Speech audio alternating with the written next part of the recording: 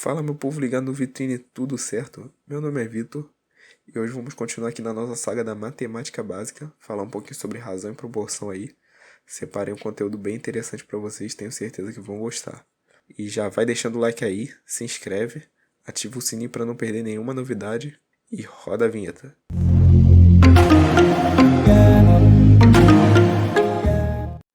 Primeiramente, o que é razão? Matematicamente, é claro. Aqui a gente pode falar que a razão é uma relação ou comparação entre duas grandezas de mesma unidade ou não. Vocês vão entender isso melhor nos exemplos aqui. Mas como a gente pode representar a razão? A gente representa ela assim. A gente pode representar pela fração a sobre b ou a dois pontinhos b. Os dois representam divisão, certo? Mas toda razão pode ser representada por uma fração, mas nem toda fração é uma razão. Como assim? Uma razão é realmente uma relação ou comparação. Você está comparando o A com o B. Mas a fração pode não ser sempre uma comparação, ela pode ser só um número. Por exemplo, 1 sobre 2, 1 sobre 3, um número solto. Mas, para fins de cálculo, a gente pode considerar que a razão é sempre uma divisão. E outro detalhe muito importante é que a forma de ler. A gente sempre lê que A está para B. Dessa forma, como se estivesse comparando mesmo. Então agora vamos aos exemplos aqui para vocês darem uma olhada. Primeiramente vamos falar aqui como da minha área favorita aqui da física um pouquinho. Fala de velocidade média. Então, o que é a velocidade média? A velocidade média é uma relação entre um intervalo de espaço e um intervalo de tempo. E como a gente representa ela? Dessa forma aqui. A gente vai representar por velocidade média igual a ΔS sobre ΔT. Percebe que a gente tem uma razão? Então, como eu falei, pode ser representado mesmo com unidades diferentes. O ΔS é em metros e o ΔT é em segundos. Ele está comparando ali, ó, metros por segundo. Então a gente pode considerar que a velocidade média é sim uma razão. Então, pessoal, vamos falar aqui agora de outro exemplo de razão da escala cartográfica, certo? Tem muito a ver ali com aquela área da geografia e tal, para quem curte. Tá aí, vamos ver aqui. A escala cartográfica é um parâmetro que relaciona o tamanho real com o tamanho de uma planta ou mapa. Existem outros tipos de escalas também, né, que não tem a ver só com mapa, tem a ver com gráficos e desenhos, entre outros. Mas o mais comum de a gente ver é em mapa, então vamos dar esse exemplo aqui, tranquilo? Como é que a gente representa? A gente representa ela como a escala medida no mapa está para a medida real, né? Quando a gente tem uma razão, a gente pode falar assim, né, que A está para B. Então a gente pode falar que a medida no mapa está para a medida real. Não sei se vocês estão conseguindo ver a linha da fração aí, porque ela ficou muito clara na hora de editar. Eu não sei se vocês estão conseguindo ver ali, mas enfim. Vamos dar um exemplo aqui, ó, para vocês verem melhor. A escala é 5 centímetros e está para 150 quilômetros, certo? E a gente tem a mesma unidade ali, certo? Que é metros. Só que a gente tem em cima centímetros e embaixo quilômetros. A gente quer converter tudo e deixar tudo em metros. Como é que a gente faz isso? 1 centímetro é 0,01 metros e 1 quilômetro é 1000 metros. Certo? A gente substitui agora. Fica em cima 0,05 metros, embaixo 150 mil metros. Como a gente tem metros em cima e embaixo, como a escala é só um parâmetro de comparação, né? Ela não tem unidade, então a gente pode tirar o metro dali, né? Simplificar ele. E o que a gente faz com esse 0,05? A gente anda duas vírgulazinhas para frente e adiciona duas casas a mais embaixo, né? Adiciona mais dois zeros ali. Então fica 5 dividido por 15 milhões. A gente pode simplificar mais ainda isso. E vai ficar 1 dividido por 3 milhões. Lembrando que a gente pode representar tanto assim quanto assim. 1, 2 pontinhos, 3 milhões. Os dois significam uma razão, uma comparação entre duas grandezas. O que isso significa? Uma unidade no mapa é 3, significa 3 milhões na unidade real. No caso aí, a gente pode falar que é centímetros, né? Porque a gente andou aqui, ficou 5. E a gente tem 5 centímetros. E simplificou e ficou 1 centímetro ali, certo? Então é isso aqui que a gente tem sobre escala. Então, pessoal, agora vamos falar um pouquinho aqui da parte de proporção. O que é uma proporção? A igualdade entre duas ou mais razões equivalentes. Razões equivalentes são razões que representam a mesma parte de um todo. O que significa isso? Por exemplo, 1 sobre 2 é metade. 4 sobre 8 também é metade. 10 sobre 20 também é metade. Então a gente pode falar que essas frações são proporcionais, certo? Vocês vão ver melhor aqui na representação. A gente pode representar dessas duas formas, pelas frações ou usando aqueles pontinhos. E como a gente lê isso? A gente lê que A está para B, assim como C está para D.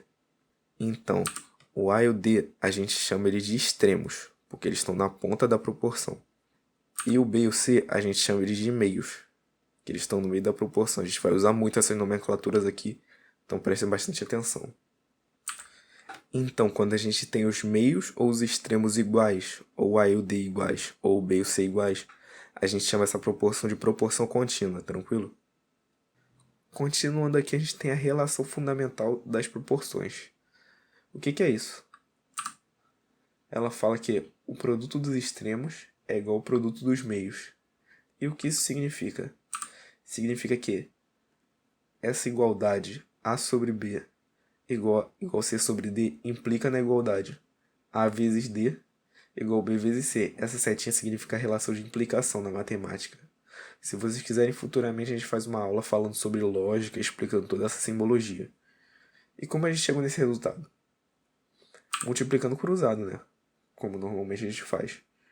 Fica ali A vezes D igual a C vezes B. E a gente vai falar de uma parada muito importante agora, que é a regra de 3. Quando a gente tem 3 valores conhecidos da proporção, a gente pode aplicar a regra de 3 para achar outro valor. O pessoal da química adora isso. Mas vamos comentar um pouquinho sobre isso mais para frente. Continuando aqui, a gente vai falar um pouquinho das propriedades das proporções, tranquilo? Aqui, ó, a primeira delas é que é possível inverter as razões ou alterar os meios ou extremos e manter a mesma proporcionalidade. O que significa isso? Se a gente tem A sobre B igual a C sobre D, a gente pode ter isso invertendo as frações. A gente pode ter isso trocando os extremos. Ou a gente pode ter isso trocando os meios. Tranquilo? Então, pessoal, continuando aqui, vamos falar da segunda propriedade. Qual é ela? Quando a gente faz uma divisão de A por B ou de C por D, a gente sempre tem o mesmo valor, que é chamado de constante de proporcionalidade. É isso aqui, gente. A sobre B é igual a C sobre D, que é igual a K. A gente vai usar muito essa informação durante a aula, então prestem bastante atenção aí. O que isso significa? Por exemplo, 1 sobre 2 é igual a 10 sobre 20, certo? Quando a gente divide 1 sobre 2, a gente tem 0,5. Quando a gente divide 10 sobre 20, a gente também tem 0,5. 1 sobre 2 é proporcional a 10 sobre 20, e a constante de proporcionalidade é o 0,5. Vamos aqui à terceira propriedade. A razão entre o produto A vezes C e o produto B vezes D é proporcional ao quadrado das razões A sobre B e C sobre D. O que significa isso? Isso aqui, pessoal, quando a gente tem uma proporção, a razão entre o produto dos termos de cima, dos numeradores, e o produto dos denominadores é proporcional ao quadrado de cada razão individualmente. E a gente vai demonstrar isso aqui para vocês. Então, quando a gente tem uma proporção, essa proporção sempre vai ter uma constante de proporcionalidade, certo? Que é o K. Isso daí implica em a gente pode separar individualmente, né, cada uma, e passar o denominador para o outro lado multiplicando. Então vai ficar A igual a B vezes K e C igual a D vezes K. Logo, a gente tem que A vezes C, multiplicando os numeradores, é igual a B vezes K vezes D vezes K. Isso implica que a gente pode isolar o B e o D, jogar eles para baixo como denominador e igualar a K quadrado, já que a gente tem um K multiplicando por K. E o que acontece quando a gente eleva esse termo aqui ao quadrado? A gente tem que cada lado da igualdade vai ficar elevado ao quadrado, certo? A sobre B ao quadrado igual a C sobre D ao quadrado igual a K quadrado, certo? E a gente sabe que K quadrado é A vezes C sobre B vezes D. Então a gente tem isso. certo? Chegamos aqui ao resultado da demonstração. E lembrando que isso aqui pode se estender, tá, pessoal? Se a gente tem uma proporção entre 3, 4 ou n razões, a gente vai ter que a multiplicação de todos os numeradores de todas as razões, dividido por todos os denominadores de todas as razões, vai ser proporcional individualmente a cada uma, elevado ao número de razões que tem. Por exemplo, se a gente tem 3 razões proporcionais e aplica essa propriedade, a gente tem que os numeradores das razões sobre os denominadores das razões, uma multiplicação, né, entre eles, vai ser proporcional ao cubo de cada razão individualmente. Por que ao cubo? Porque são 3 razões proporcionais. Se fossem 4, seria a quarta. Se fosse a quinta, seria a quinta. E assim por diante. Continuando aqui, a gente tem a quarta propriedade, que é as razões a mais c sobre b mais d e a menos c sobre b mais d também são proporcionais a sobre b e a c sobre d. Isso daqui, ó, pessoal. Tudo isso aqui é proporcional, certo? Agora vamos à demonstração. A gente tem que a sobre b igual a igual a c sobre d igual a k. Isso daí implica que a gente tem a igual a b vezes k e c igual a d vezes k, que a gente já viu na demonstração da propriedade anterior. Continuando. Logo, somando os dois termos de cima com os dois termos de baixo, a gente tem isso. A mais c sobre b mais d igual a b vezes k mais d vezes k sobre b mais d, certo? Aqui, continuando. Se a gente bota o k em evidência, a gente tem b mais d em cima e b mais d embaixo, certo? A gente pode simplificar isso. Isso daí vai ficar igual a k, certo? A gente sabe que a sobre b e c sobre d são iguais a k, certo? Logo, a gente tem que a sobre b e c sobre d também são iguais a mais c sobre b mais d. Então, tudo aqui é proporcional, tudo aqui é igual, certo? E para menos, também vale. É a mesma coisa, a mesma demonstração. Só que no lugar do a mais c sobre b mais d, a gente bota a menos c sobre b menos d. Lembrando que isso aqui se estende também para quantas proporções a gente tiver. Então, se a gente tiver 3, 4, 5 proporções, a soma de todos os numeradores sobre a soma de todos os denominadores também vai ser proporcional, vai ser igual a k. Continuando aqui, vamos falar um pouquinho da parte de diretamente e inversamente proporcionais. O que são números ou expressões diretamente ou inversamente proporcionais? Primeiramente, a gente tem essa expressão aqui que a gente já viu antes. E vamos fazer tudo em relação a A. Vocês vão entender. Lembrando que o k se altera apenas proporcionalmente. Ou seja, se a gente aumentar o valor de qualquer uma das expressões ali, de A sobre B ou de C sobre D, o k também vai aumentar junto. Como assim? Se a gente multiplicar tudo por 2, por exemplo, a gente multiplicou ali 2A sobre B, a gente tem que multiplicar o outro lado também, 2C sobre D. E o k também vai ser multiplicado por 2, certo? Como em qualquer igualdade.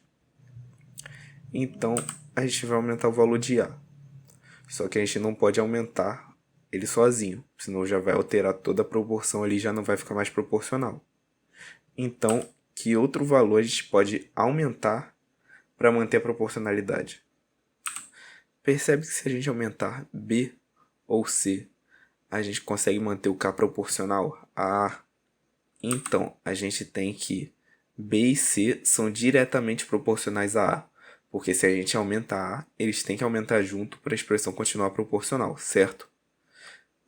E que outro valor a gente pode diminuir para manter a proporcionalidade da expressão? Percebe que se a gente diminuir D, a gente pode manter o K proporcional? Então a gente tem que D é inversamente proporcional a A. Porque se A aumenta, D diminui, certo? Colocando aqui na forma de multiplicação, fica melhor de visualizar isso. Porque percebe que o A e o D estão do mesmo lado ali. A vezes D igual a B vezes C. B vezes C está do outro lado. Então, se a gente aumenta o A, a gente tem que aumentar algum do outro lado da igualdade para poder manter o K proporcional. Então, se a gente aumentar A, a gente tem que aumentar ou B ou C. Ou a gente pode diminuir um do mesmo lado da expressão. Ou seja, a gente pode aumentar A e diminuir o D para manter o K proporcional. E estendendo um pouco isso, a gente percebe que os meios são sempre diretamente proporcionais aos extremos, e vice-versa. Os extremos também são diretamente proporcionais aos meios. Porque a gente percebe que A e D, que são extremos, estão do mesmo lado da igualdade, e B e C, que são meios, estão do outro lado da igualdade. Então a gente pode afirmar que os meios são sempre diretamente proporcionais aos extremos. E além disso, a gente tem que os extremos são sempre inversamente proporcionais entre si, assim como os meios, que também são sempre inversamente proporcionais entre si, porque eles estão do mesmo lado da igualdade. Consegue notar isso? Então, é isso que a gente tem aqui sobre diretamente e inversamente proporcionais.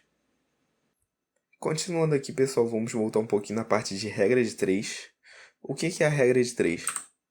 É uma relação entre duas ou mais razões a fim de obter um valor específico, como a gente já viu antes. Ela pode existir em duas formas, né? A simples, que tem esse formato, que a gente já viu, onde a gente tem 3 dos 4 valores conhecidos e a gente quer achar um deles. No caso, por exemplo, a gente tem ou x faltando, ou y faltando, ou a faltando, ou b faltando. E todos os outros a gente já tem. É só fazer aquela multiplicação cruzada, como a gente já viu. E a outra forma da regra de 3 é a composta, pessoal. Como é o formato dela? É assim, numa forma geral. A gente tem todas essas expressões depois da igualdade e vai multiplicar todas. E depois vai multiplicar cruzado normalmente. Nas questões, normalmente vocês não vão ver assim. Vocês vão ver com os valores dados e você montar essa expressão aí, com os valores que ele vai dar. Lembrando que os valores conhecidos são todos depois da igualdade. E antes da igualdade, um deles apenas é conhecido. Ou x ou y vai estar faltando. E você vai multiplicar tudo do outro lado para poder achar um deles. E multiplicar cruzado no final. A gente vai fazer aqui um exemplo de regra de 3 composta para vocês poderem ver melhor. E lembrando que, caso alguma dessas razões seja inversamente proporcional a x sobre y, a gente precisa inverter essa fração para poder calcular a expressão. Ou seja, a gente tem o x sobre y ali fixo, e se alguma dessas razões depois da igualdade for inversamente proporcional, a gente vai botar ela ao contrário. Por exemplo, A2 sobre B2 é inversamente proporcional, a gente inverte ela e deixa B2 sobre A2. Então vocês vão ver isso melhor no exemplo agora. Continuando aqui, a gente tem um exemplo. Peguei uma questãozinha de vestibular aqui para a gente resolver. Vamos lá. Uma impressora laser funcionando 6 horas por dia, durante 30 dias, produz 150 mil impressões. Em quantos dias, 3 impressoras, funcionando 8 horas por dia, produzirão 100 mil impressões? É meio confuso olhando assim, mas a gente vai organizar isso. Qual é o primeiro passo? A gente faz uma tabelinha relacionando todos os valores. A gente tem ali número de impressoras, número de horas, número de dias e número de impressões. Isso tudo aí vai entrar na regra de 3. O que a gente tem? O número de dias é a variável que a gente não tem. Então, botei ali a setinha na direção da fração mesmo. O 30 vai ser o numerador e o x vai ser o denominador. Botei nessa direção aí para ficar mais fácil. Qual é diretamente proporcional a essa fração? A gente tem que o número de impressões é diretamente proporcional ao número de dias. Porque se o número de impressões diminui, o número de dias de trabalho vai diminuir também. E quais são inversamente proporcionais? A gente tem que o número de impressoras e o número de horas são inversamente proporcionais. Por quê? Porque se a gente aumenta o número de impressoras ou aumenta o número de horas, o número de dias vai diminuir. Eu botei a setinha ali ao contrário, porque eu estou botando a setinha na direção da fração. Então, como elas são inversamente proporcionais, vamos inverter na hora de montar. Aqui, ó. A gente tem 30 sobre x igual a 150 mil sobre 100 mil. Isso daí é diretamente proporcional. E a gente tem ali o 8 sobre 6 e o 3 sobre 1. Percebe que está invertido? Então, porque eles são inversamente proporcionais. Agora vamos resolver essa continha aí. Isso daí implica em 30 sobre x igual a 15 sobre 10, simplificando todos os zeros ali. E simplificando 3 com 6, a gente fica com 8 sobre 2. 8 sobre 2 é 4, certo? Multiplicando 15 por 4, isso vai ficar 60 sobre 10. Então a gente tem, dividindo 60 por 10, 30 sobre x igual a 6, que vai dar 30 igual a 6x, passando o x para o outro lado multiplicando. A gente joga o 6 dividindo, fica x igual a 30 sobre 6. Ou seja, a resposta disso é x igual a 5. Qual a alternativa? A alternativa é. Então chegamos ao fim de mais um vídeo, pessoal. Muito obrigado por terem me acompanhado até aqui. Se você gostou, compartilhe, deixa aí nos comentários o que achou, no que eu posso melhorar, porque o feedback de vocês é muito importante, tranquilo, pessoal?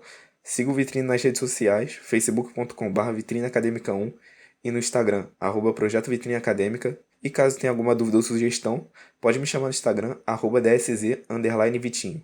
Quero agradecer principalmente aí os meus amigos que me deram suporte no último vídeo, compartilhando e clicando nos links nas redes sociais. Obrigado, galera, vocês ajudam demais. E é isso, tamo junto, fiquem em casa e até a próxima.